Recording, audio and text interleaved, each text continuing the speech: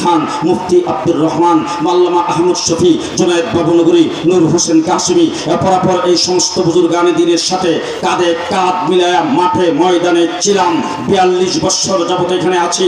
আজকে আমাদের পূর্বপুরুষ তারা দুনিয়ার থেকে চলে গেছে।